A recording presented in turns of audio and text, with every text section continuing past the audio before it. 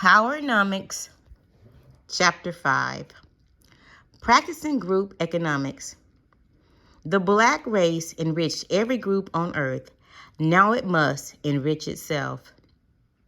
Just 3 months into the 21st century, two of this nation's most respected sources of economic information laid out the case for Black America to build its own alternative economy and begin practicing group economics.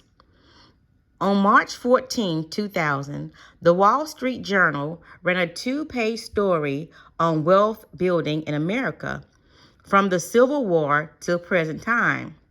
The article detailed the history of boom and bust cycles in the U.S. economy and concluded that the nation is in the midst of the longest period of economic prosperity and expansion in its history. The current economic boom period began in the early 1990s, but the journal article revealed that whether this nation was in a boom or a bust period, Black Americans, unlike any other population group, remained in an economic depression. A week after the Wall Street Journal, another unexpected source pointed out that the economic inequality in our society.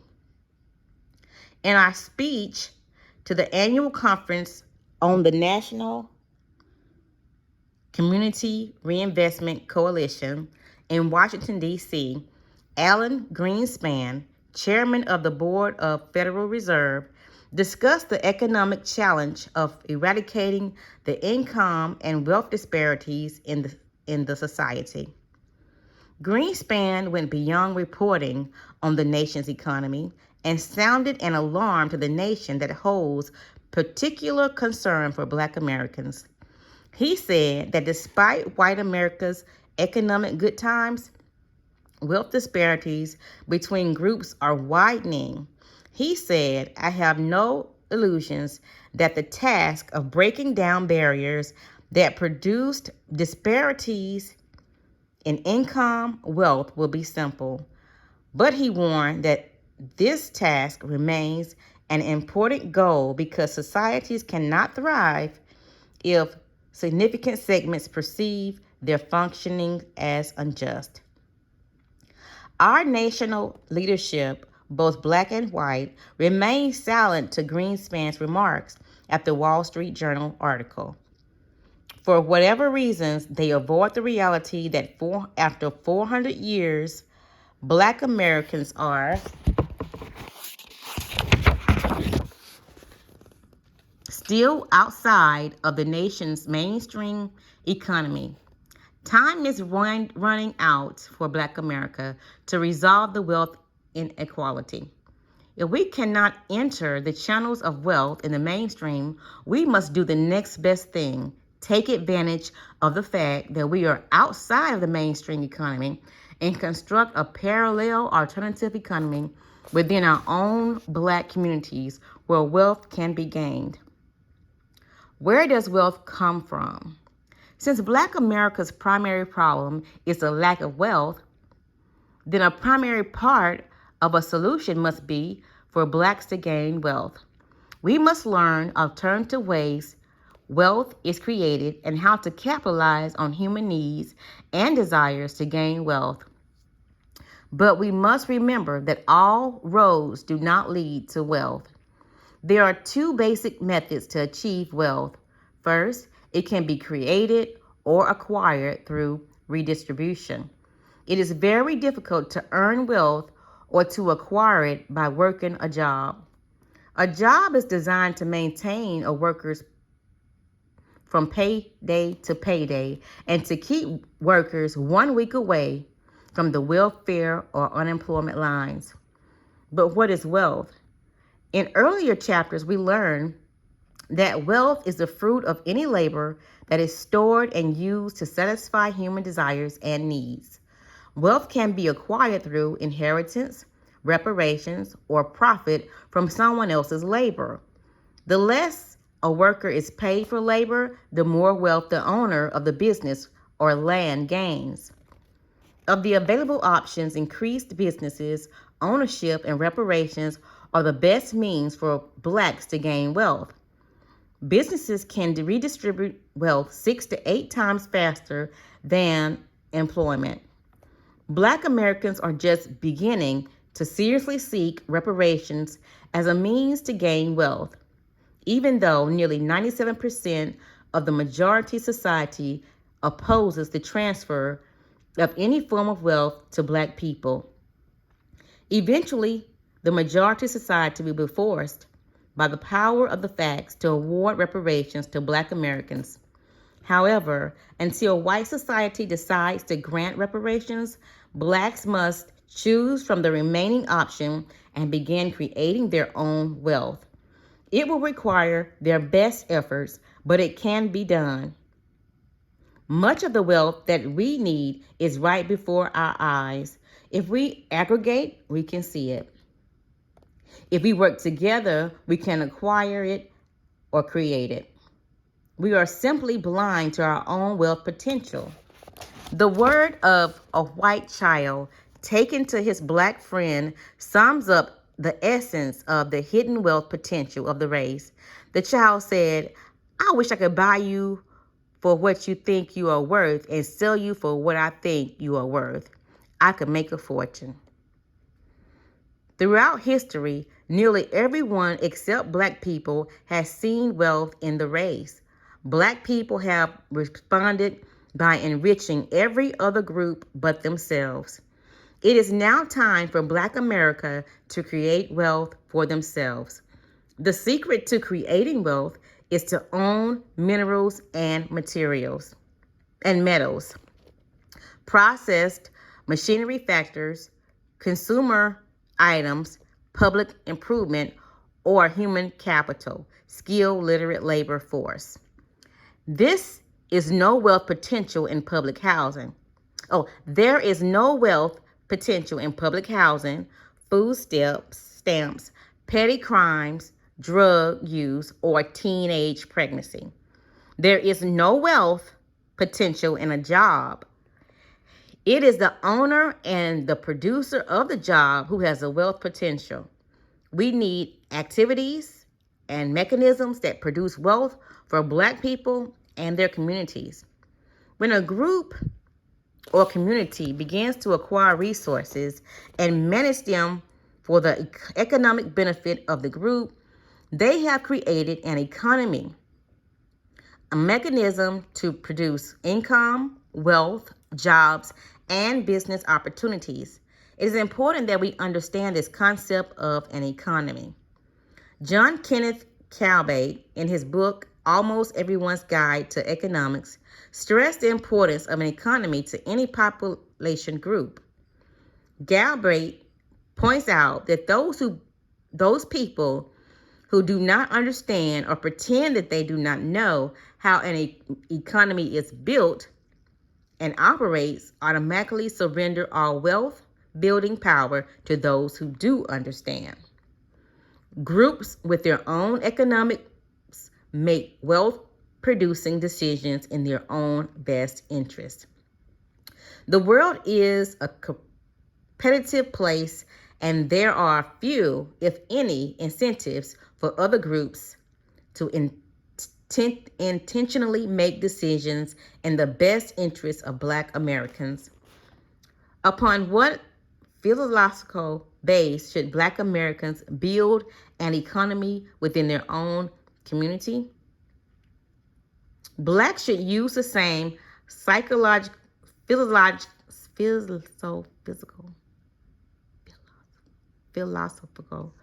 base that the majority society and its ethnic subgroups use. A culture of competition that operates in its own best interest. Those in America's melting pot build their respective economies around their needs, their culture, their togetherness, and their nationalistic goals. Now, Black Americans must build a variable economy to accomplish Black America's goal of producing wealth as a means to be competitive and self-sufficient. Let's look at a story that demonstrates how an economy and wealth are created. Brian Westbury, in his book, The New Era of Wealth, tells about an imaginary island where 10 villagers earn their living by fishing. Each of the villagers caught 2 fish each day. The daily gross domestic product of the island was 20 fish, just enough to supply sufficient food for their meals. Clearly, the villagers could not progress because they only produced enough to survive. In this respect, they were similar to most Black Americans who have worked jobs or lived off subsidies and various forms of assistance. Westbury explained how the 2 fishermen in his story fostered an economy by changing their perspective and started to see, think, and behave outside of the box. They risked starvation by taking time out from fishing to build a boat and make fishing nets. With their boat and newly designed nets, these 2 fishermen caught then could catch 20 fish in a day between them. Now 2 people can produce what is used to take 10 people to do.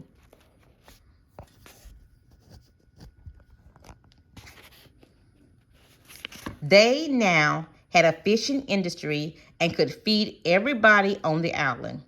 The other 8 villagers then had a choice. They could continue to catch 2 fish a day to live on and enjoy life, or they could diversify. A few could build businesses that related to the fishing industry, perhaps opening a boat or a net repair shop. Others could raise and sell fruits and vegetables or start a bakery. Still, others could begin to make sandals, clothing to sell or trade with the 2 villagers who built and owned the boats and nets. This is how an economy is born. An industry follows. Members of the community take calculated risk and begin to build businesses and provide goods and services to members of their group. Later in this chapter and in subsequent chapters, we will suggest ways that Black Americans can be like these island villagers and build an alternative economy. Without effective and healthy economies, it is impossible for Black people anywhere in the world to compete in producing wealth. The world's total wealth is established at 390 trillion. However, Black people, who make up nearly 1/5 of the world's population, only own less than 1% of the wealth. In the United States, the wealth has been maldistributed along a ranking order of skin color and social acceptance. The wealth disparity between Blacks and whites is so great that 2 whites together, Bill Gates, 63 million, and Lawrence Ellison, 50 billion, have a net worth that is greater than the collective net worth of the nation's 36 million Black people. When Black American households has an estimated $7.2 billion invested in Wall Street stocks and bonds, Gates and Ellison collectively own nearly 13 times more stocks and bonds than all 36 million Black Americans. The wealth disparities between the races are even greater outside of the United States. South Africa has 29 million Black people, which makes it 99% Black country. Yet, the De Beers Corporation, a white-owned company, owns and controls 50% of that Black nation's total wealth. The remaining 50% of wealth belongs to nearly 2.5 million whites. The 29 million Black South Africans are left with practically zero wealth in one of the most richly endowed countries on earth. The mal-distributed wealth fixed Black people at the bottom of the world's wealth barrel. Wealth is the greatest determinant of opportunity. Without wealth, equal opportunity becomes only a dream. The mainstream economy and white majority. In our competitive and race-based society, why would the majority white society want to throw the doors of economic opportunities wide open to blacks? That is not the nature of competitors who play a game of I have mine and I'm going to get yours. The majority society's economic model extends its economy into black communities and pursue the black consumer. To support their economic model, various levels of government and private corporations encourages economic development that is not in the best interest of black Americans. They routinely offer black Americans marginal jobs, while non-black business exploit the resources, labor, and consumer dollars within black neighborhoods. They offer minimum public assistance in the form of housing, food, home, heating, and healthcare subsidies. In the last 2 decades, many of the nation's leading think tanks and academics have come to realize that abandoned urban cities contain a wealth of infrastructures, assets such as waterways, transportation systems, and commercial buildings. Whites are buying and renovating property and moving back into those inner cities, spawning an economic rebound.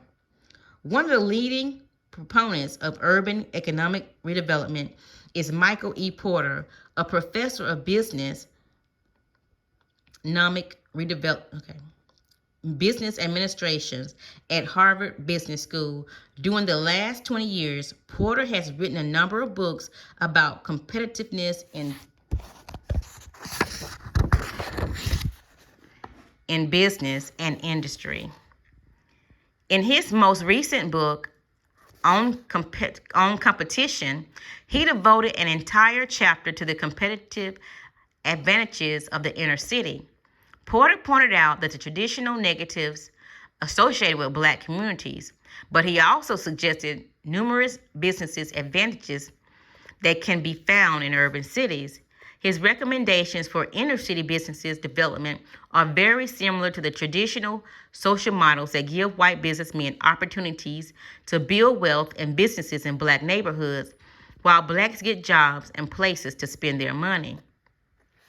Porter must be given credit, however, for offering an economic model that points out that economic advantages of building businesses within urban black cities. The major shortcoming of his model from the perspective of the PowerNomics is that it does not intend to make black Americans sufficient and competitive within their own communities. It is a model of economic growth for non-blacks within black neighborhoods. Porter's model has a strong moral and ideological overtone.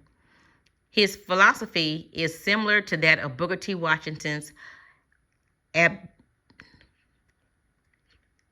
admonishment that whites would be willing to invest and build businesses in inner cities if the residents clean up their crime and improve their work habits. When groups are competing for wealth and resources, such as admonishments to black Americans are disingenuous and reflect the structural racism discussed in Chapter 1. I never heard white businessmen say Asian, Jewish, Hispanic, or American Indian communities that if you clean yourselves up, white businessmen will be willing to come into your communities, develop businesses, displace your income, and give community members jobs. Black Americans were brought to this country to be a labor force. Their problem now is that their problem is not the lack of jobs. The lack of jobs is a system of their lack of wealth and businesses that produce jobs. Our society does not prioritize creating businesses for blacks the way it does for other groups. In Washington, D.C. area, there are ongoing efforts by levels of government, schools, banks, and businesses to prepare Asians, Hispanics for business careers. But seldom, if ever, is the focus on blacks. Even the Asians and Hispanics already surpass blacks in business ownership. The assimilated groups within the majority society came to this country voluntarily in the search of wealth and fortune. According to a front page story in the Washington Post, May 25th, 1999, any group that does not have an economic structure is heading for trouble. The groups that hold the most control over their financial, human capital, and markets will be the most competitive groups. Porter's economic model would be more of a positive for blacks if it encouraged and guided black entrepreneurs to compete and keep control of their own communities and cities by revitalizing buildings, owning and controlling their own businesses. As stated earlier, Porter's economic models contains much that is positive, but they are designed to maintain the status quo on wealth and power. They do not address the structural wealth inequality, which is the very difficult knot of the race problem. A new orientation. The new orientation for Black America within the framework of a national plan is the practice of group economics. When our ethno-aggregation paradigm is combined with the traditional practice of group economics, it reshapes the concept into ethno-economics. The primary goal of practicing group economics or PowerNomics is to draw wealth, income, and other resources into the Black community and to make them more economically self-sufficient and competitive. The practice of group economics is not new. To successfully compete, Black entrepreneurs will need some competitive advantages. The action steps proposed later in this chapter are designed to give Black America some of the advantages that whites and other ethnic groups have in the marketplace. Black people are 400 years behind the majority society and various economic groups in structuring their own wealth production and getting ahead of the curve, not following it. The principle of wealth building, as shown in Figure 12, will repeat themselves just as history does. The wealth cycle will shift from technology to control of resources at some point in the not too distant future. Before the shift occurs, Blacks can position themselves as the lead rather than the hind dog. Technology, wealth, and the new orientation. Where does technology fit into the new orientation of group economics and the cycle of wealth for Blacks? Many social observers and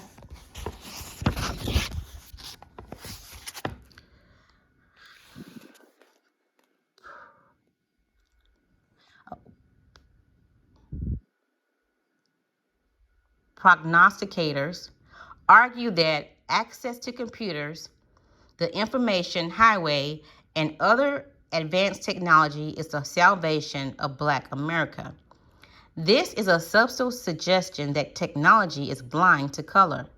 Therefore, in theory, it does not matter who owns or controls technology. Just as long as Black people have access to it, they can overcome structural racism. This is blatantly untrue. Black people must not be misled by the computer hype and technology euphoria. Technology and always has been just as much political tool as it has been as an economic tool. Technological tools are deployed to the advantage of those who own and control them. Like all previous technology, computer-driven technology is not necessarily a friend of Black people. Blacks have never been major owners, producers, or controllers of technology. Structural racism holds Blacks in place as a labor class until new technology comes along and wipes out that place. For example, in the early 1900s, cotton picking machines that could pick 50 times more cotton per house forced Black Americans to leave the cotton field and move north in search of work. 50 years later, automatic machinery forced most Blacks from steel mills, automobile and chemical factories of the North and onto the welfare, criminal, and unemployment roles of the urban areas. Black Americans never owned or produced the automation technology that displaced and rendered them an obsolete labor force. In telecommunications, the inventions of the radio, the telephone, and the telephone did not the telephone, and the television did not enrich Black people. They received the benefits of using radios, telephones, and television, but those who produced and controlled the technology were the ones who became wealthy. In the new PowerNomics orientation, technology is important, but Blacks can compete best by getting ahead of technology and owning and controlling the industries from which technology evolves. Knowing ahead is getting ahead. A new orientation to group economics requires understanding the cycle of wealth. Illustration figure 13. The cycle begins with the natural resources, minerals and precious metals. Next is moved to human labor, especially Black slave labor, which drove the engines of civilization around the world. By the mid-1960s, technology had become the great wealth builder. Technology did the heavy lifting, moving, cleaning, and building. We are currently in the fourth phase, the information and manipulation of systems. Information manipulators and distributors have emerged as the greatest wealth builders ever. They are making untold billions of dollars moving information instead of tangible goods. The next shift will carry us back to the original starting point, natural resources and other tangible goods. Natural resources, land, minerals, and precious metals, information and manipulation systems, the cycle and foundation of wealth production, slavery and human labor, technology and labor-serving machinery. Figure 13, the cycle of wealth. Since Blacks have yet to capture and benefit from the technology phase shown at the bottom of cycle figure 13, they could seize a strategy competitive position by advancing directly to the first phase, control of natural resources at the top of the cycle, building vertical industries, and practice group economics. Raw resources stimulate labor, which stimulates production, which stimulates income, which stimulates wealth. The foundations of wealth are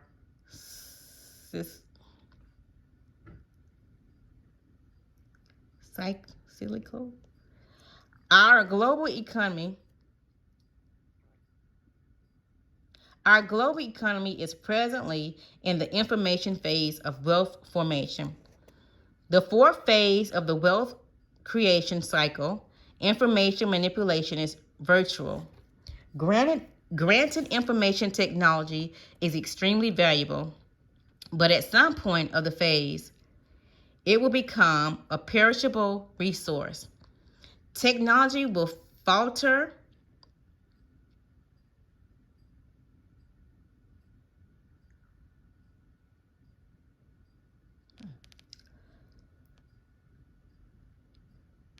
and humans will be at risk. The value of technology-driven information will decrease while the value of tangible goods and human labor will increase.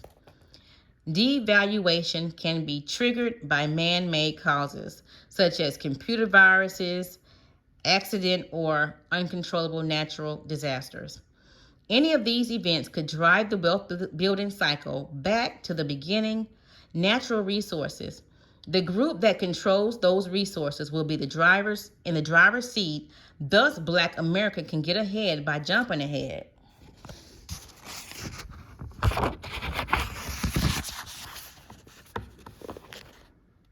In past wealth cycles, society was able to store goods and services from each wealth building phase because they were tangible, like the natural resources of land, water, and food.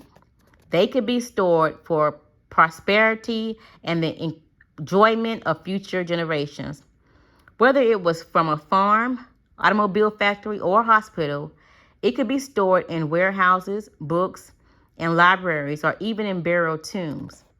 Yet, in our computer-driven world, when computer users are constantly admonished to save backup copies of their work, what happens when information-based group goods and services are destroyed or disappear for any reason?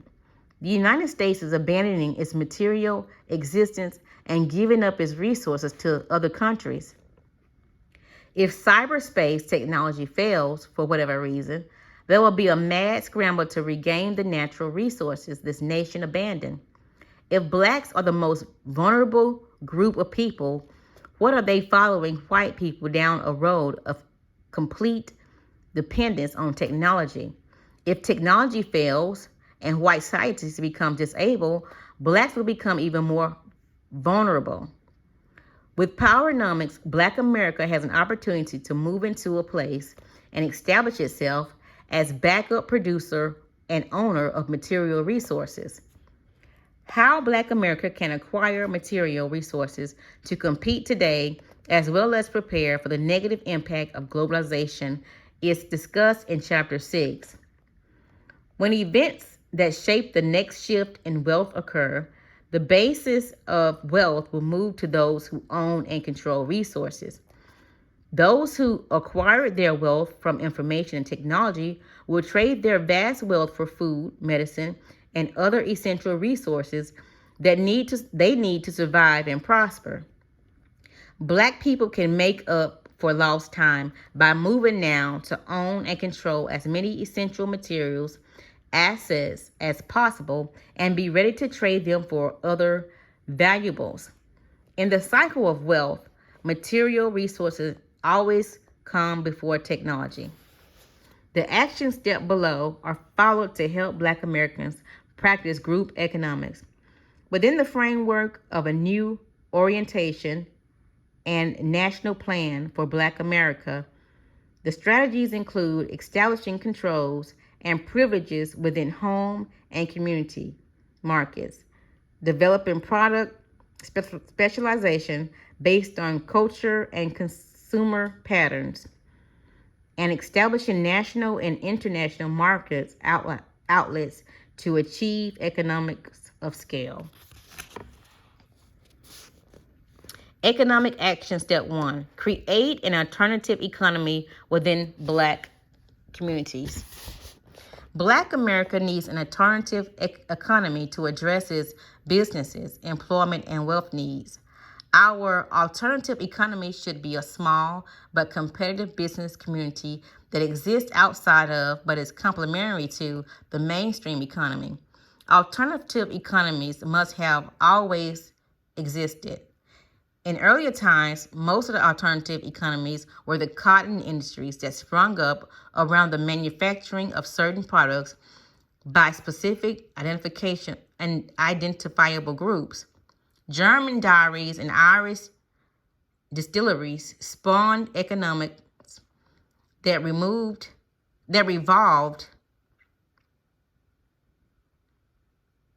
around them. Today we have many specialized industries such as military installations, universities, campuses, and any number of Chinatowns to the mainstream economy and provide jobs. Chinatowns that function as independent alternatives to economies. They run parallel to the mainstream economy and provide jobs, products, and services for an identifiable group of people. The issue should no longer be whether Black America should have an alternative economy or business communities, but rather what type. Like all alternative economies and business communities, Black America needs traditional business communities built upon its group competitive advantages for their purpose of building jobs, products, and services that satisfy Black consumers' basic needs and desires. In the best possible world, we should seek to reconstruct traditional businesses communities where business persons took pride in their products they sold. Business owners knew their customers, were their neighbor, were their neighbors, and offered the best products and services. In return, merchants expected customers to remain loyal and shop in stores within their own community. Over the last 2 generations, the commercials mall phenomenon drained off much of the business from local community businesses, but new ethnic and high-income customers are bringing traditional business communities back. The desire for the old tradition of high-quality fresh products fuels today's explosion of boutique shops and organic and natural food stores that are springing up all over the country. Their impact has been so strong that the mega shopping centers are losing popularity and many developers are moving back to their more traditional community shopping centers in the urban downtown areas. Using our concept of vertical integration and thinking outside of the box, Black businesses communities can be built in a vertical chain.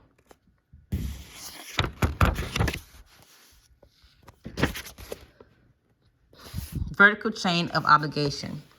We have a vertical chain of obligation when a series of obligations exist between various Black businesses and Black customers, when businesses and customers support each other. Application of the vertical concept could build businesses, communities based upon new community understanding, interest, respect, and market loyalties, similar to those that exist in most ethnic communities. How does a vertical chain of obligation work in the real world? It establishes the ability to exploit niche markets. An incident between Asian merchants and Black suppliers in Chinatown in Washington, D.C. demonstrates the importance of a vertical chain of obligation as a founder to an alternative economy. A Black marketing organization approached a group of Asian merchants in an effort to sell them a variety of popular consumer items. After the Black distributors made their sales pitch, they were disappointed when the Asian merchants replied they were not interested in purchasing products that the Black distributors were selling. Determined not to give up on the Asian merchants and convinced that contagious boundaries between the Asians and Black communities made them quasi-members of the same community. The Black distributors offered a 25% discount from the price that the Asian merchants were paying for the same items. Again, the Asians told the Black distributors they were not interested. In a collective voice of puzzlement, the Black distributors asked the merchants, responded, "You Black people just don't understand. It is not the money, but the fact that we only buy from our own. Only you Blacks will buy from any and everyone." The Asian merchants had made their point. They take pride and respect in traditional vertical chains of obligation that exist between Asian business people. We must now recapture the good aspects of traditional businesses communities as they existed 3/4 of a century ago and continue to exist in many places today. Some of the suburban communities that have grown up near the edge of large urban cities. They are in small and often remote cities and townships of the beaten path throughout this country. They also exist throughout most of Europe, Asia, and Latin America. Black Americans have never had the full alternative economy enjoyed by other groups. However, one of the few good things that came out of Jim Crow segregation was that the development of Black quasi-business communities. These quasi-communities were existing places to shop, work, and socialize. Our segregated business communities were limited and could not compare with traditional ethnic communities, but they still provided us with the products, services, and entertainment that we wanted. When I was a young boy growing up in a small town in North Carolina, our quasi-communities were thriving. They had a rhythm, a life of their own.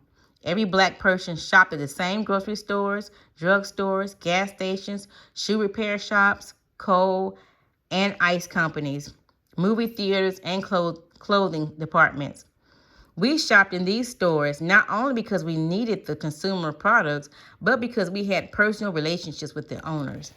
On the typical weekend, most members of the community, regardless of their job, educational achievement, and political persuasions, would come into the business district and shop.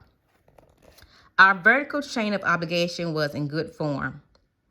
At the main grocery store where I worked, the store owner took pride in merchandise and prices he offered his customers. Every Black person in this city shopped at the same stores. We did not drive 30 miles to the mall in the suburbs to spend our money. Our local merchants depended on community's customers for their business, and the customers depended on the store owners for their merchandise and service. We had a sense of community. Members of the community felt some guilt if they did not patronize local businesses, just as many of the merchants felt guilty if they did not extend non-interest-bearing credit and charity to those who needed it. Even though Black quasi-communities have been long dead, ethnic group economics continue to defy pure economic theories and market practices. They survive because of the nature of their consumer markets. These ethnic businesses communities are built on mutual understanding, market loyalty, and vertical obligations, and give ethnic merchants preferential access to ethnic consumers. Blacks often wonder how immigrant groups can so quickly establish communities and businesses. It is important to understand that the strategies they use and to be able to compare behavior. The most common tactics that Asians, Hispanics, and other ethnic groups use to build alternative economies and achieve competitive advantages in their community marketplaces are listed below. To build an alternative economy, ethnic immigrants,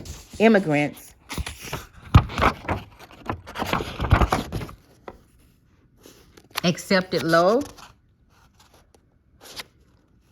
wage jobs to get a foot in the door so they can learn a business or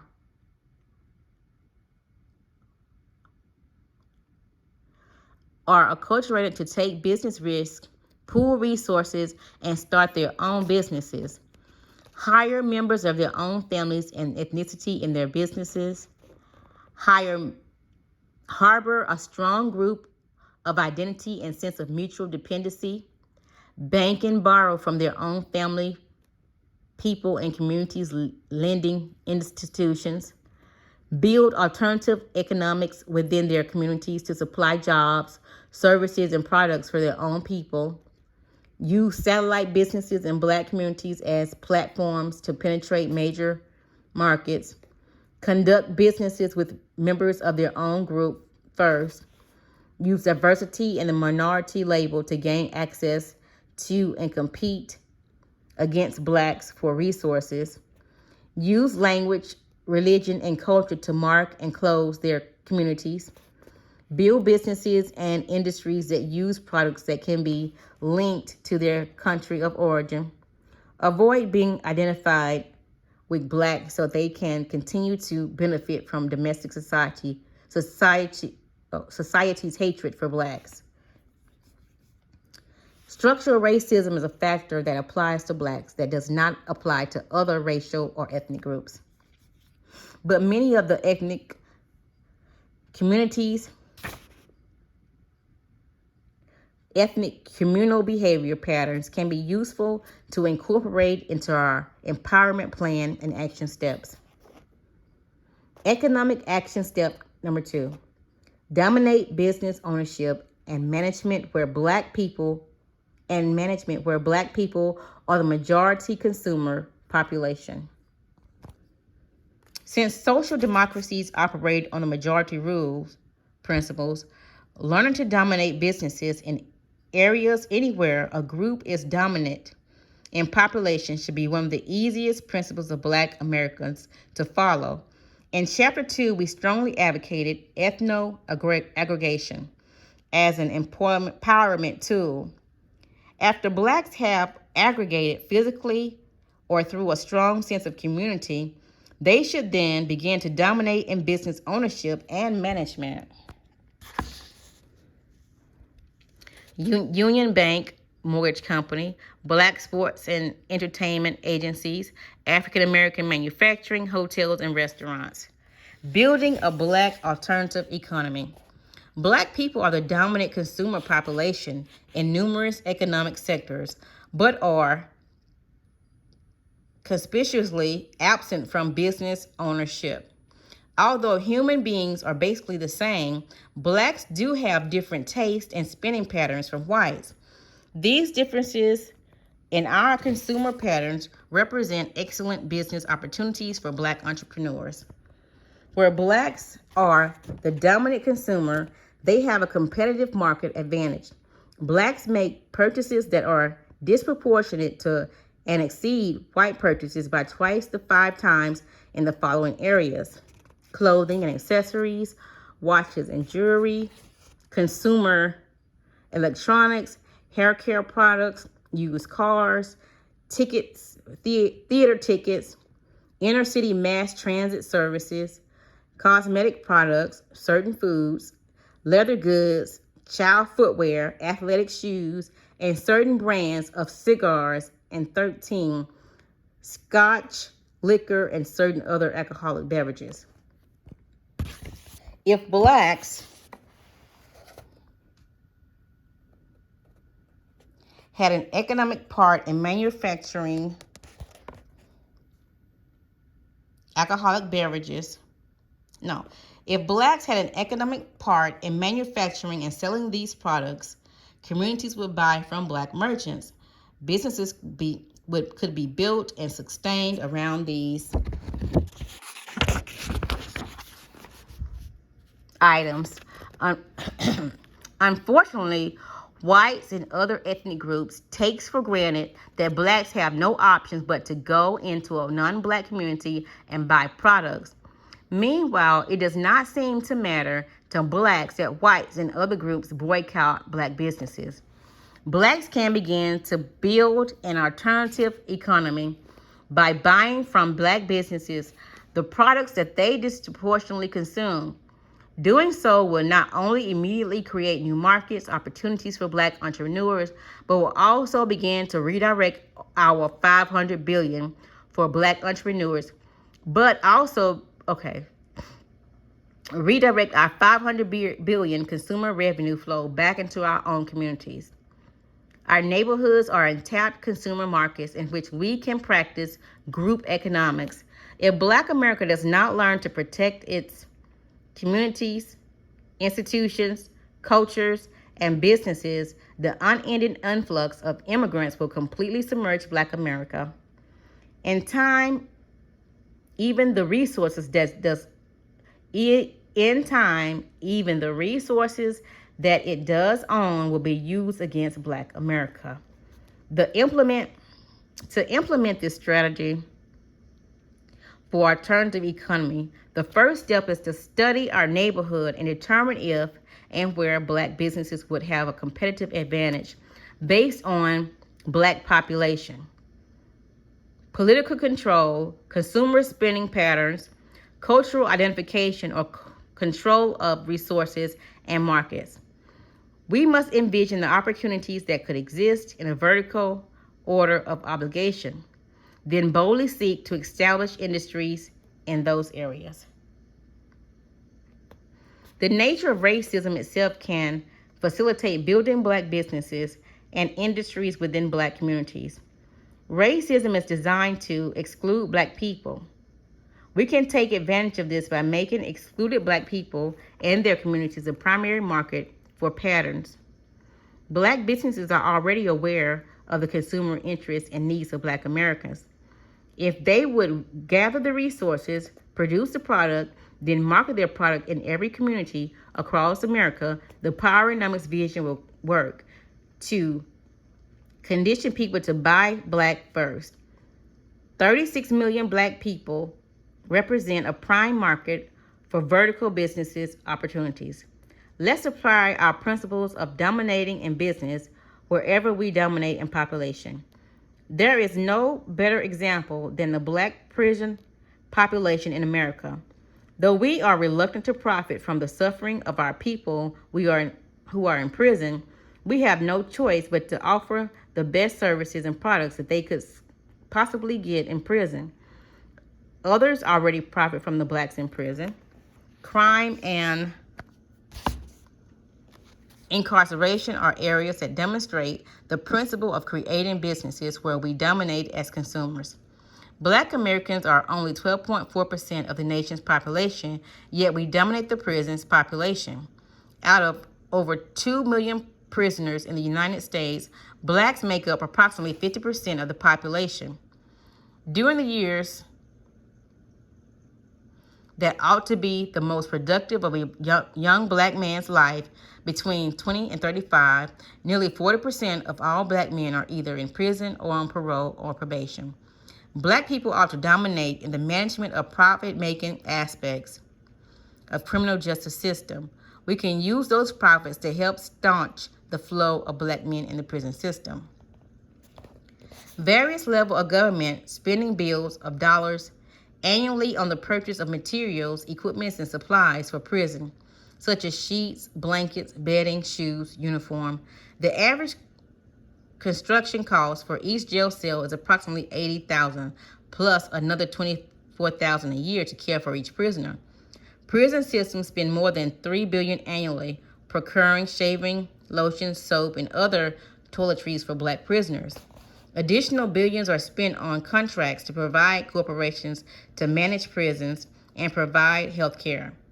To help cover a portion of these prisoner expenses, the federal government approximated $28 billion in the 1995 Omnibus Crime Bill. Since Blacks are dominant in the prison population, Black businesses should also dominate in contracts for prison construction, management supplies, and professional services to prisoners. Black businesses should be allowed to establish prison industries and benefit from cheap prison labor to manufacture, produce, and provide services. Black businesses should provide workforce training to prisoners that they can use once released. Since Black people in Black communities are the victims of most Black crimes, the Black communities that they should benefit from any wealth building that flows from the prison system. The practice of Blacks dominating where they dominate as consumers and in population should also improve prison conditions and reduce mistreatment of Blacks. Economics Action Step 3. Focus on wealth building and restoring economic intent of the original civil rights law. In September 27, 2000, the USA Today printed an article about racial and ethnic household incomes, hitting an all-time high between 1989 and 1999. During that period, the median income of Black Americans was below Asians, whites, and Hispanics. The article indicated the income gap between rich and poor was not getting wider.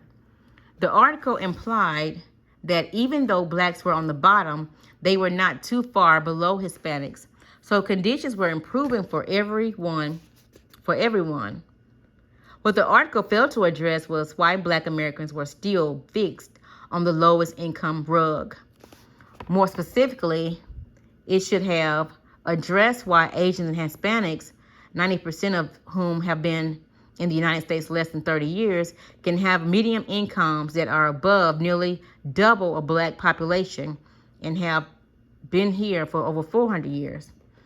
There will never be a satisfactory answer to these questions as long as researchers and politicians continue to compare blacks with other groups, then conclude that the reason blacks are still on the bottom is their own fault. Researchers have yet to analyze the race factors that make it possible for poorly educated immigrants to have better life opportunities than better educated black Americans. According to the National Research Council, Hispanics only need an annual income of $3,000 to live in the same neighborhood with blacks who earn $40,000. Comparing black income and wealth to ethnic income and wealth is like comparing apples and oranges.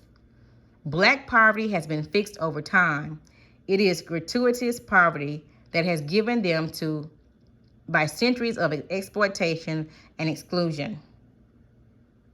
Yet blacks are constantly lumped in with newly arriving immigrants who brought poverty into the country with them.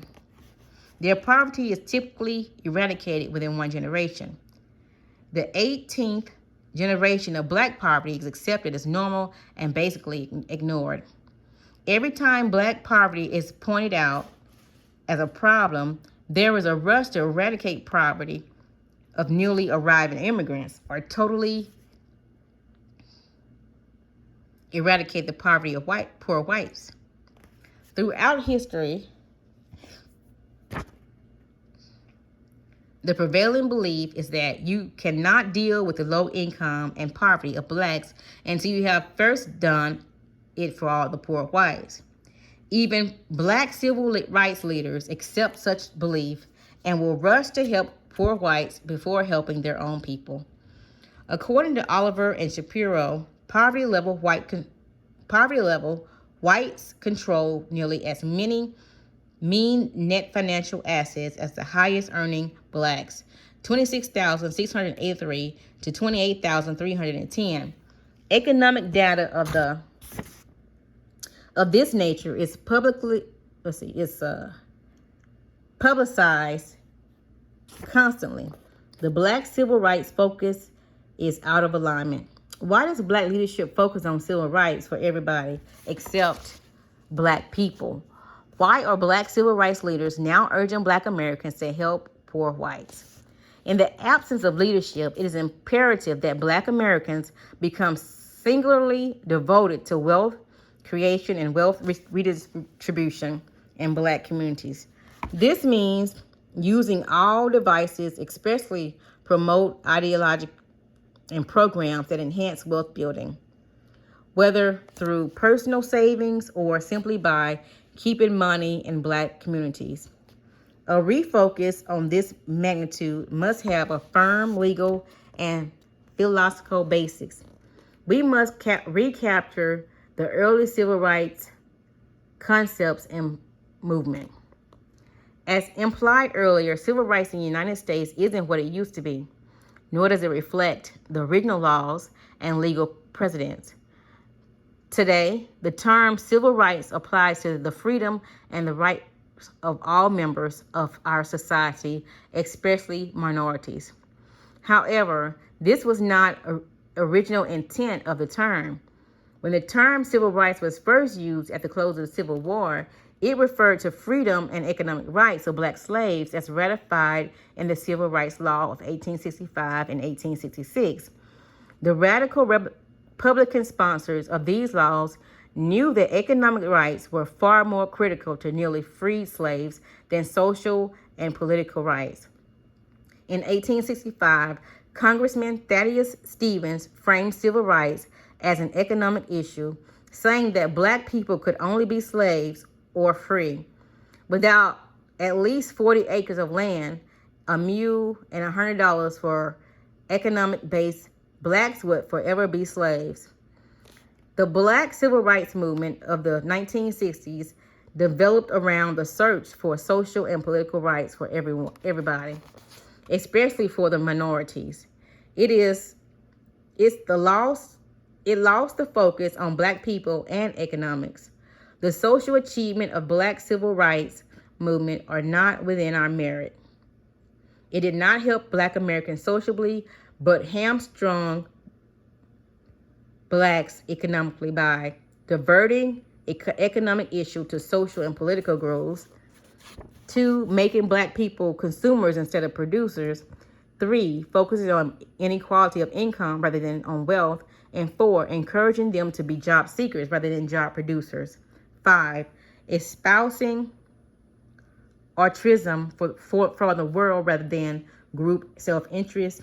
And 6, ignoring public policies that made Blacks impoverished guests in America. Black leadership has a choice. It can lead a national movement back to the original intent of the first civil rights law, or they can continue to engage in wheel-spinning civil rights issues to ignore special needs and unique experiences of Black people. It is predictable that many Black leaders will not be able to change direction. Economic action step 4. Counter the brain drain with business that aggressively attract Black talent from schools that government incorporate America. If the mind is a terrible thing to waste, then Black America must stop the brain drain of the best and most talented people of our Black communities. For centuries, Black parents have worked hard and dreamed of sending their children off to get a good education so they could eventually get a good job in a white home business or community. Black parents have been no different from white parents who also worked and dreamed of sending their children off to get a good job, good education so they can get a good job. The greatest difference between the parents is the way they perceive their children will put that good education to use. Whites encourage their children to look within their own communities for business solutions and opportunities. It is almost inconceivable to think of a Jew, Asian, or Hispanic telling their children to go get a good education and then find a job in Black-owned businesses. Black people do not tell their children that either. It is very difficult to find whites, Asians, Jews, and Hispanics who have worked for Blacks. These groups wisely teach their children use their training and skills to take care of their own group first. Since approximately 90 to 95% of all whites and Asians work for their own people within their own communities, Black people become the exception. Only 2% of all working Black Americans work for their own people within their own communities. There is no direct line between a professional training Black person and benefits to Black community. The new industries and communities we build must be placed that provide employment and ownership incentive for Blacks who want to use their skills and expertise toward the PowerNomics vision for the race. Our schools, churches, and organizations must join in effort to instill value for creating employment and wealth-building opportunities within our own communities to end and reverse the brain drain. Black organizations can help reduce the brain drain by fostering and promoting policy, incentives, and practices that encourage and provide financial tax incentives, especially to inner-city Black communities that employ Blacks. 50 years ago, nearly 98% of all employed Blacks worked in white homes, businesses, and communities. The story of domestic workers illustrates how Blacks have always used their intellectual resources for others. There is a parallel in business. Domestics arrived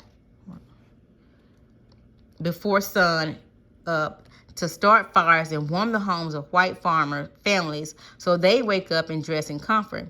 Blacks then cooked breakfast, sent the kids off to school, washed, scrubbed, and ironed, sewed, and cooked dinner for the white families.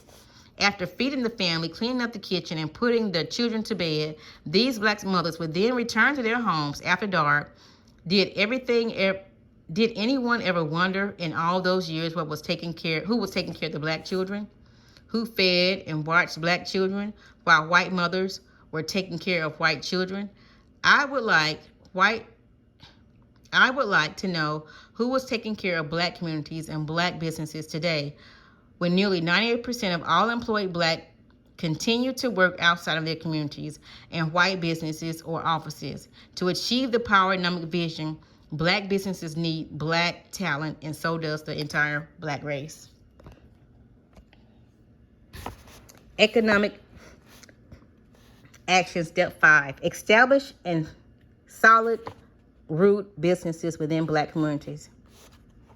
Root businesses are those that are established based on competitive advantages within black communities. Besides offering consumer products and services, root businesses are critical because they stabilize the community by offering jobs and employment training and revenues for supportive businesses and charitable organizations. Their identification with and local in the community would give them a competitive advantage as black behavior in black communities, but few are black owned. They are usually owned by whites and Asians when sold to non-blacks. To develop black-owned root businesses, black communities should establish a system to buy out existing white and non-black owned businesses. Encouraging businesses to sink their roots deep in their own community is very common practice in America. Whether it is Sears or Roebuck, Burger King, Kentucky Fried Chicken, or Jiffy Lube, business developers routinely construct and operate their first stores within their own communities. The same for the ethnic immigrants. Asians and Hispanics open to operate businesses in their own enclaves first before venturing into another group community. After establishing root businesses, ethnic businesses remain ethnic businesses. Asian restaurants and cleaners remain Asian. The Jewish deli remains Jewish. Arab carpet businesses remain identifiably Arab. We are the root businesses that blacks establish and they pass on from one generation to the next. On the other hand, Asians have been even learned how to use government contracts. Where are the root businesses that blacks established that were passed on from one generation to the next? On the other hand, Asians have learned how to use government contracts to develop root businesses. Asians are automatically eligible for Small Business Administration, SBA,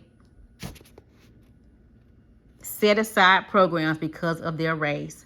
According to Wall Street Journal, in New York City, Asians' share of SBA contracts have soared from 3% to 64.1% within 10 years, while blacks get less than 18%. Through over 90% of the Asians have been in the country less than 30 years and have the highest median family income in America. They have devised methods to pass on their certification status to succeeding generations of Asian businesses. While they are accomplishing these feats, Black Americans, who the SBA program was initially designed to help, now get the smallest number of awards of any so-called minorities, and they are forced to officially graduate out of the program by the end of 7 years. Since integration in the 1960s, most Black entrepreneurs seek to economically pass by opening their businesses either deep in or on fringes of white communities to hide the Blackness. Key personnel in these passing Black businesses, managers and receptions, or sales representatives, are often non-Black. According to research at the Minority Business Development Agency of the U.S. Department of Commerce, Approximately 90% of the successful black businesses within the Washington, D.C. metropolitan area were located on the fringes of black cities or in surrounding white suburbs as of 1996. Black businesses that economically pass are in the double jeopardy. Not only must they hide their true identity, but they also must depend on white America for their resources and market opportunities because their roots are now with their own people in communities. They are vulnerable to white boycotts through history. Black businesses have often failed because they were boycotted by whites who resented black success. Now that integration has failed, Black America can begin to show a new attitude and less tolerance for this abuse. They should establish within their own communities an ecosystem, an economic base from which to compete and survive before venturing into anyone else's community or country. Think for a moment and tell me what is wrong with this picture. When you go to hotels, stores, restaurants, and other businesses in Asian, Hispanics, Arab, and white communities, you can count the management and the working staff to be Asian, Hispanic, Arab, and white. The same as the community itself, but in Asian, Hispanic, and white, the same, okay. But the Asian, Hispanic, or white-owned businesses in a black neighborhood, the staff will be Arab, Asian, Hispanic, or white. Establishing root businesses means that the management and staff in businesses located in communities should be predominantly black, regardless of who owns the business. If that is not the case, blacks must insist on a change if they expect to have an alternative economy that they control. Economic action step 6. Construct vertical businesses and industries that control all process from raw resources in markets within and outside of black communities. It is physically impossible for blacks to compete in every kind of business in every community. We will have our greatest impact if we exercise vertical involvement primarily within those businesses in which we have some competitive advantages. Vertical integrated businesses translate into industries. We should seek key industries to strive to create monopoly. A monopoly through vertical integration locks out competition. Vertical businesses can control markets, resources, research, and other complementary activities. The competitive advantage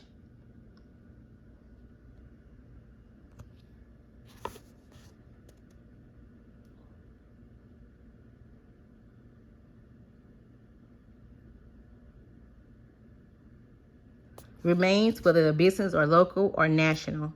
Black businesses must also be vertically organized in production and horizontal in market.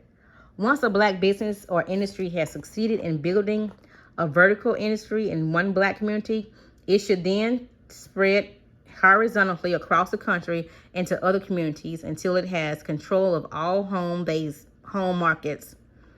This vertical movement, followed by horizontal penetration, allows blacks to establish closed-loop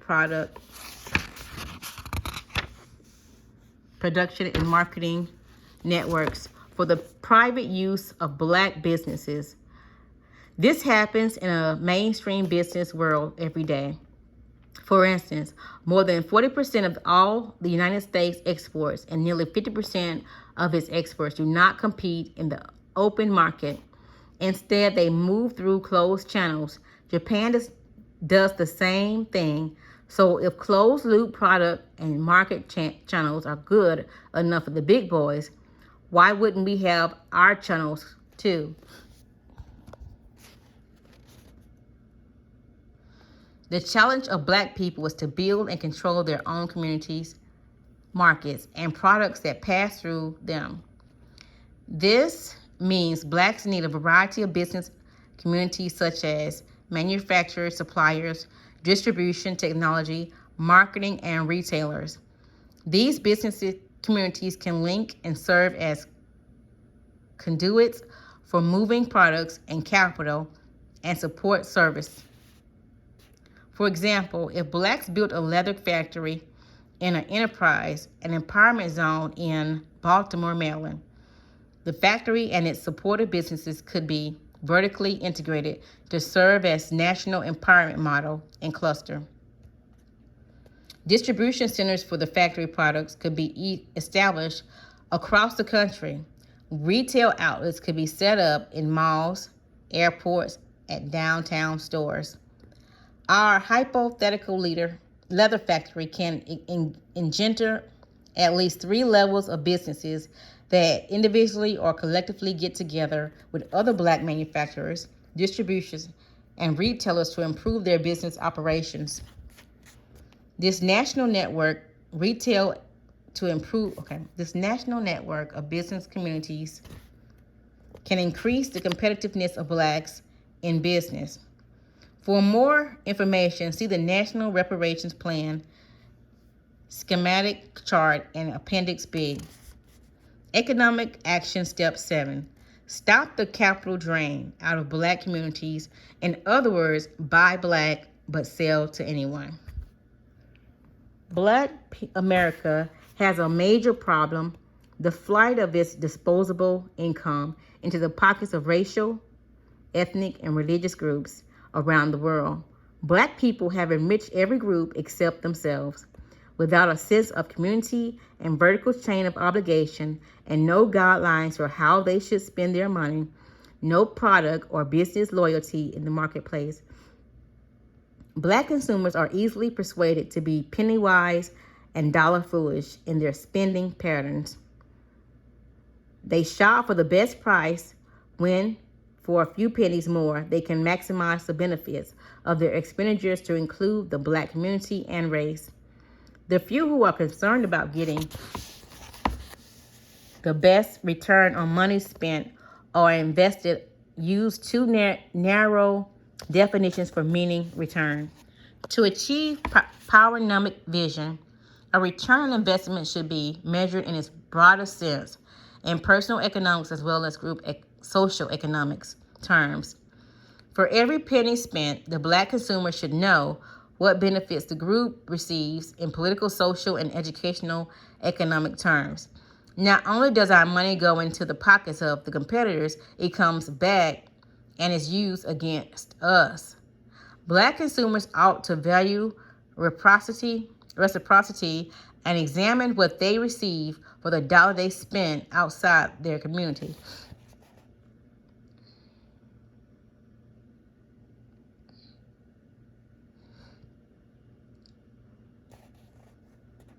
The draining of black wealth and income. Black America's spending patterns deprive them of their greatest potential for power, a flow of financial capital. The statistics we have used before paint and picture, we spend approximately 95% of our income outside of our communities. Only 2% remain black hands inside the black community. We typically take 2% down to local white banks and deposit it into traditional savings account. It is then out of our control, and we generally cannot even leverage it in personal or business loans. Blacks often express bewilderment over how well whites live. They sometimes entertain out-of-town guests by taking them for rides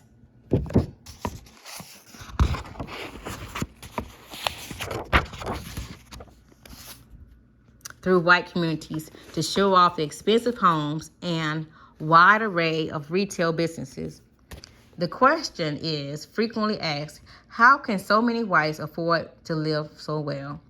The answer is easy. Besides having hundreds of times more wealth than blacks, they also have the advantage of living off of 2 incomes, 100% of their own money and 95% of blacks' money. While whites enjoy the economic power of dual income, black Americans struggle to get by on the 2% of their disposable income, which is financially impossible to do without some form of government subsidies. While our spending patterns are inappropriate for PowerNomics, the spending pattern of whites and economic groups demonstrated that they value keeping their disposable income within their respective communities. When European immigrants started to arrive into this country following the Civil War, the majority white society ceased purchasing services and goods from black merchants and black communities.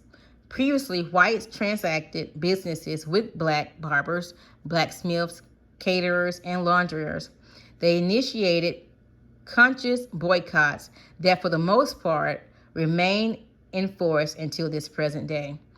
It would be a rare sight to see a white person drive to a black-owned business in a black community to purchase black manufactured products, while the purchasing pattern of Asians, Arabs, and Hispanics indicate they too avoid black businesses. Blacks do not consciously boycott Asians and Arabs and Hispanic businesses. Our course of action is clear. We should always treat other people and other groups the way they treat us. Not better and not worse. In Chapter 3, we talked about reciprocity, which businesses in building functional communities. It is also important in group economics. If businesses systematically boycott black businesses, blacks should develop a systematic way to withhold support from them. If they refuse to hire black employees, black merchants should refuse to hire non-blacks. If they build or operate ethnic businesses in black neighborhoods, we should build and operate businesses in the black neighborhood in their neighborhoods. Whatever we do must begin with discipline in our spending patterns. We should identify those companies with whom we spend a disproportionate amount of our money and then compare that figure with the amount of money that they spend with our black businesses. This cooperative research should be the basis of establishing equitable relationships between white businesses and black businesses. Businesses equally is achieved when the amount of whites spent with us comes close to what we spend with them. When an equitable relationship cannot be established, blacks should invoke the new rule, never treat any group better than they treat you. Blacks should alter their spending patterns accordingly and avoid spending their money in non-black businesses. That does not treat us the way we treat them. The single act of 36 million black withholding patron will probably garner more respect for black race than all marches, riots, and civil rights laws put together. Keeping black disposable income within black businesses and communities would close the door to the capital drain. Economic action step 8.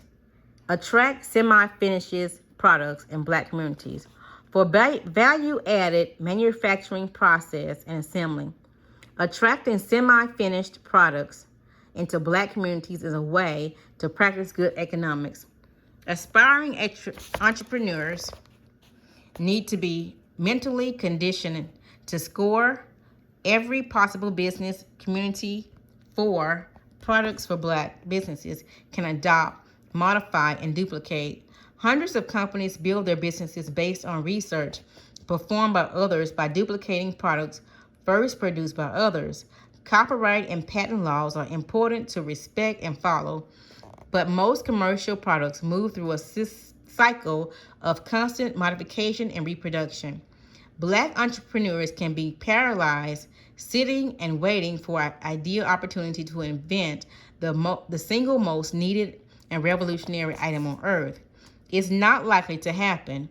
Post-World War Japan is a good model of this technique.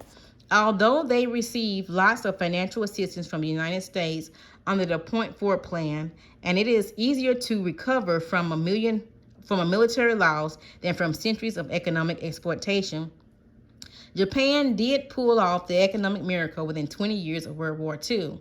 With limited resources, wealth, and manpower, the Japanese traveled the world examining efforts and products of industries in other nations. They took the ideas back to Japan, learned how to replicate and improve what they saw in competing nations. They constructed their wealth and industrial base on a waste not, want not philosophy. They collected every scrap of metal and recycled it into new products similar to those produced in other countries. The Japanese purchased products produced by their own industries first, regardless of the cost and inequality, because they knew their purchases would give their country industries a chance to grow and perfect other consumer products. Acting as a nation within a nation, Black America can use its limited resources to replicate products the very same way Japan did. We have to become more productive, and there are numerous good models in existence, but the Japanese economic development model is one of the best for Black America. As Blacks began to sacrifice to purchase Black products, it should be motivating to know that the measure of progress in a people is not what they consume, but what they produce. Economic action step 9. Promote the competitive advantages of Black communities. Urban Black neighborhoods have excellent competitive business advantages. These Black neighborhoods have good strategic locations, workforce, market demands, and disposable income. Little business competition, landing and business, and great potential for high returns on investments. Until recently, there was little interest in promoting Black urban communities for anything, but times are changing for the better. As stated earlier, this nation has always had flourishing alternative economics and ethnic communities. Blacks should similarly build and promote their urban businesses, communities, and the numerous business advantages. Inside of every urban Black area, there is wealth. It's called infrastructure. It includes assets such as highways, bridges, museums, skyscrapers, expressways, mass transportation, sewage plants, water facilities, and electronic media. Nearly all of the majority Black cities are located on natural waterways. The resident Black population have disposable income and represent a large labor pool. We can rebuild our communities into communities by using competitive advantages of geographical location, consumer markets, and population concentration, human resources, and disposable income of Black communities. Economic Act Step 10. Establish safe business zones. Based upon a code of conduct in Black business communities, in Chapter 3, we discussed how Black America function communities. It will need to establish safe zones. Safe zones are also important for Black business communities. Without safe business zones, or business communities cannot bloom or flourish. Of course, in an ideal setting, we want an entire community that is crime-free, but that is not realistic. So let's begin by protecting our new businesses, communities, and start enforcing a new code of conduct that spells out acceptable standards of behavior and promotes and enforced by all segments of the community. The code should include creative means to challenge and punish those who violate these business communities. See Chapter 3. Consumers who do not become consumers if they or their property are under physical threat. Safe business zones would be areas where these threats would not be allowed to exist. Increased business and employment opportunities for Black people and communities should be a positive incentive that reduces neighborhood crime. A major reason people steal is because it pays. In some instances, crime pays so well it's hard to control. But crime must be brought under control in Black communities, and those who violate the new code norms should experience consequences. The community can use a variety of techniques to control crime. In the past, community groups have used such techniques as social and economic marginalization. Each community, or at least a critical mass of blacks, must decide what penalties to levy and enforce through legal systems and other social economic mechanisms. As soon as they are forced, black business communities should declare their dependence through an economic bill of rights. Then they should mark their business turf as safe in which to do business. The political structures in various cities should endorse an economic bill of rights and allocate resources to build the safe business zones. Working together, government and the communities can enforce sanctions from within and outside of the community and strengthen the social bonds between blacks and government. A special public safety tax can be enacted just to support police protection within the zone. The business owners themselves could pool funds for special security services, but the best protection would come from an act or committed citizenship group that would simply just say no to crime conducted in their safe business zone. The safe business zone should be treated in a manner similar to smoke and drug-free zones with strong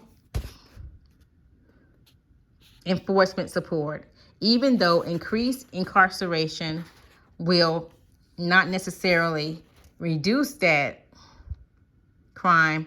Legal sanctions should include municipal ordinance and laws that impose additional fines and penalties on those convicted of violating personal or properties within these areas.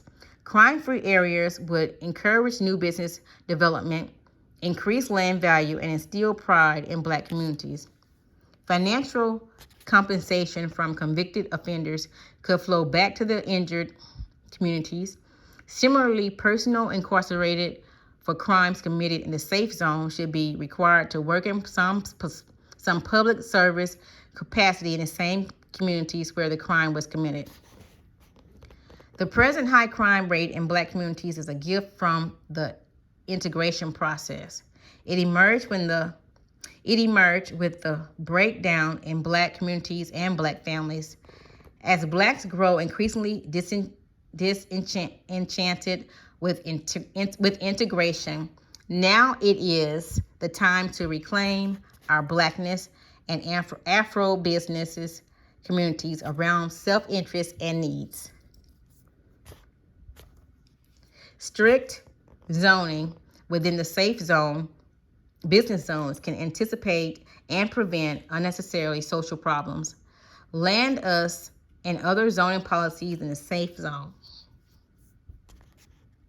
should prohibit mixing public services, residential housing, and religious structures. Economic action, step 11. Amass vision, capital, and wealth through community-based financial efforts. Typically, the first question raised by skeptics of black economic empowerment is, where will blacks get money to establish and operate black businesses and industries to practice group economics? No matter how committed we are to the economically empowered black America, we must be realistic. Without investment capital, there will be no black business or industries. According to Melvin L. Oliver and Thompson M. Shapiro in their book, Black Wealth, White Wealth, 61% of black households are marginal with majority of their assets in automobile and home ownership. Our challenge then is to identify creative ways to amass capital to finance our empowerment. Now to the question asked at the beginning of the action step, where do blacks get the money to start businesses and industries? They get it first from themselves. They begin with their annual disposable income. We must begin to save more of the little that we do have. We cannot continue to be the nation's biggest consumer market of our $500 billion of annual disposable income. We are nearly 100% consumers and 0% producers. Consuming is a negative in a capitalistic society. Consuming means to use up or exhaust. Contrary to rhetoric of marketing agencies, consumer power does not exist in a capitalistic society.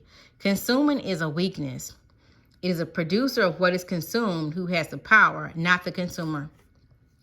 To amass capital means blacks must reduce their consumption and redirect their money into saving for investment purposes.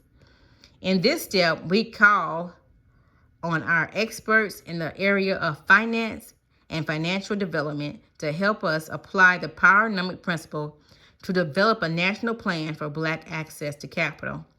This must be an organized effort. Our plan should be founded in the belief that to create black wealth and political power, we must amass large amounts of capital. Control and access to capital, which is simply surplus wealth used to produce additional wealth. It is a major step toward collective enrichment and community empowerment. There are three primary sources of large amounts of capital: public market, traditional financial institutions, and private market. Public stock offering private corporation financing through open solicitation to the public at large. However, corporate public offerings must be approved and regulated by Securities and Exchange Commission, the SEC. This is a very important source of equity funds, but it is expensive, technical, and time-consuming. Most blacks are much more familiar with institutional lenders such as banks, credit unions, and Community Development Corporation, the CDC. All of these sources should be explored in seeking debt equality for entrepreneurial projects. It is a statistical pattern, however, that a high proportion of black borrowers are denied loans. To borrow capital from a traditional lender, and borrower must always have capital, surplus wealth, collateral, or guarantors. Equity funds are scarce. Just like wealth begets wealth, poverty begets poverty. Just like wealth begets wealth, poverty begets poverty. Blacks must organize and operate their own banks, credit unions, and CDCs, savings and loans.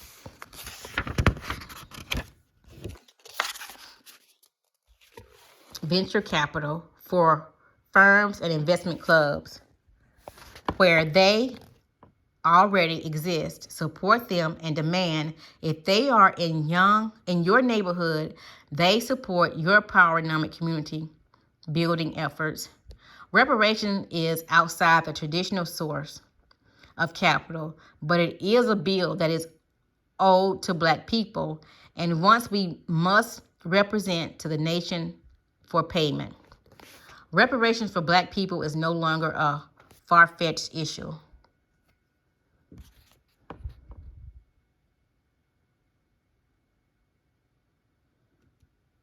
For parlor room discussions, it is now necessary. Making restitution for damages is rooted in our legal system and has been used by industrialized nations as a mechanism to apologize for and correct institutional wrongs. Reparation payments for centuries of slavery and Jim Crow semi-slavery can take many forms. Government or private corporations can make restitution through such efforts as cash payment, land grants, educational scholarships, tax-exempt status, and free health care. Cash payments should go into regional development banks from which black Americans can draw down equity capital for business investment. These banks should be established specifically to allocate those funds for vision capital for blacks. Funds should be used only for projects that promote the PowerNomics vision of our self-sufficient and competitive black America. Economic Action Step 12. Establish internal economic alliances and marketing agreements between Blacks America and black African and Caribbean nations. While building its own competitive yet complementary economic structure, Black America should also play the lead role in constructing international economic alliance and marketing arrangements between the sub-Saharan African countries and the Caribbean and the nation of Brazil. Collectively, these nations and Black Americans, as a nation within a nation, have a total human population of nearly 1 billion people. Yet these billion Black people are all economically marginalized. They are forgotten people living in the shadow of all other human groups as third world and third world nations. As indicated in Table 5, Black people are constantly at the bottom of the barrel. These combined legacies of slavery and colonization left them severely impoverished, politically unstable, and ethnically conflicted, and the point that they are vulnerable to and cannot respond to natural disasters, famine, diseases, and the ravages of poverty. Within the next decade, the greater question will not be whether these poor Blacks nations can compete, but whether they will even physically survive. There is a direct relationship between pecking order, poverty, and powerlessness, and major health problems such as AIDS and other emerging diseases. Some scholars predict that up to half the Blacks in Africa may perish by the year 2013 if the devastation of AIDS, famine, civil war, and natural disasters continue on their present course. See Appendix C. If this occurs, the national resources of Black Africans will be up for grabs.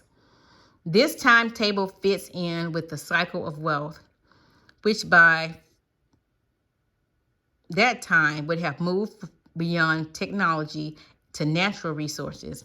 At that point, there will be another rush to Africa to claim the resources, just as whites did in Berlin Conference in 1875. Black Africans countries, just like many other third world nations, tried a variety of tactics to break free of the second world domination. Some tried nationalizing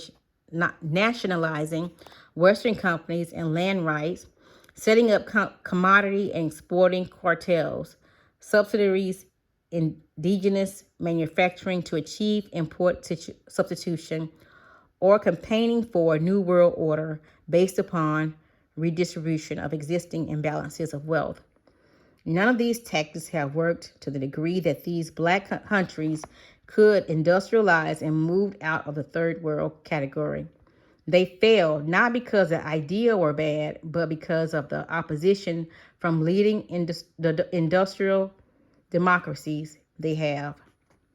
The leading industrial democracies protect their vested interests from competition from third world and developing nations. The first and second world countries have all the trump cards. They use a variety of institutional devices to keep their smaller nations non-competitive and outside of the major commercial markets, as indicated below in a global comparison of wealth and technically trained people within nations. There are grotesque disparities between Black nations and the rest of the world. The wealth and education gap between Blacks and non-Black countries is too great for them to catch up and compete on their own. Global success of Black people is contingent upon ifs. If Black America can build functional businesses, communities within industries, if it can establish its own source of economic funding, if it can link up a national network of Black consumer markets, and most importantly, if it can become an economic, political for diasporian Blacks around the world. If all the ifs can be managed, all the Black people of the world would be in a better position to ally with America's Blacks and to begin work together and resolve institutional dilemmas. Only Black America is in a position to lead world's Black population. They have advantages within the United States. There are more skilled and highly trained Blacks here than any other Black population on earth. But by every measure of wealth, human capital, Blacks everywhere in the world are on the bottom. Therefore, we must be on a mission and come together in alliance for strength. World distribution of wealth and common capital. Per capita gross domestic product, engineered scientific per capita, per million of population. World distribution of wealth per country capita. Switzerland is 36,300, Sweden 32,600, Japan 29,000, Germany 27,000, Canada 23,000, United States 23,000, Australia 24,000, Nigeria 278, Japan 3,500, US 2,600, Europe 1,632, Latin America 209, Arab states 202, Asia 99, Africa 53, and Burundi is 43 in engineering and science. The world distribution of wealth per capita. Australia is 835,000, Canada 704,000, Japan 565,000, United States 421,000, Russia 98,000, Mexico 74,000, Ethiopia 1,400, Black Africa -1,000.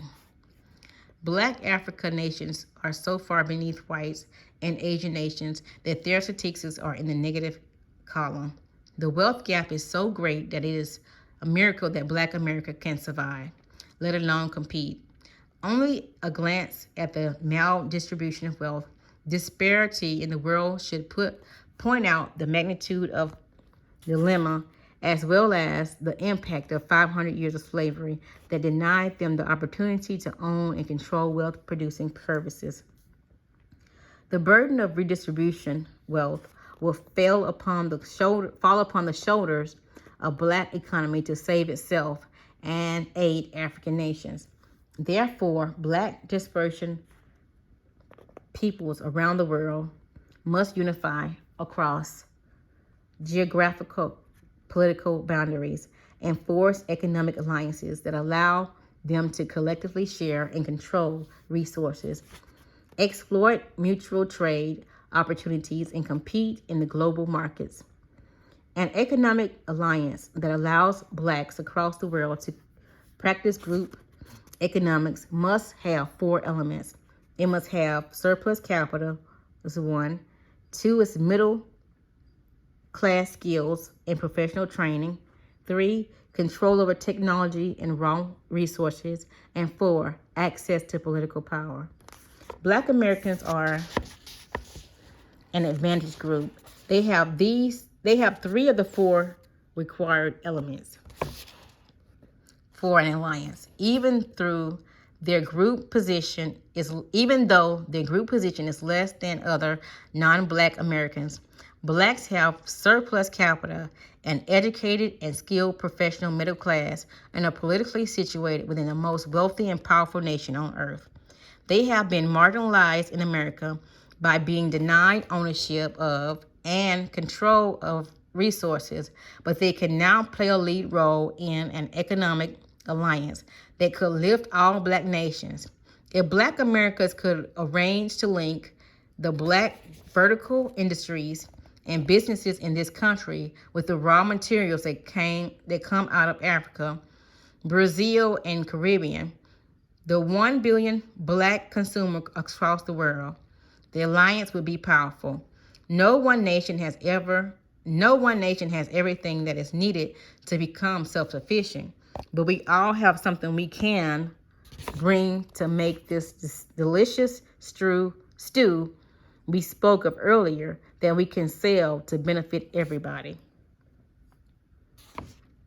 The low productivity in Black nations is traceable in major part to the fact that all of the major population groups have economic alliances. This exception is Black people in Africa, America, Brazil, and the Caribbean. By grouping our wealth, financial markets, we can begin to compete for economic power. The European whites have a European Common Market. The Asians have an Asian Pacific Rim Economic Alliance. The Hispanics and non-Hispanic whites have the Non-American Free Trade Agreement. For maximum political and economic clout, Black America should practice Black nationalism, as discussed in Chapter 3, and link their various population and resources around the world. Through vertical integration and aggregation, Black Americans can exercise greater control over our capital, productivity, and markets. It is important to restate that Black America must play the role in shaping and developing economic alliance, especially in African countries. It would not work in reverse. Afrocism would be a more useful concept if it came to mean Afro-American centric. Blacks in Sub-Saharan African, Brazil, and Caribbean are not only too politically and economically depressed and unstable, but major democracies would not enable them to become independent enough to compete. They could only compete as an economic alliance behind the safety and stability of Black America. But time is of an essence because the wealth and status of Black America is fragile and relative. Black Americans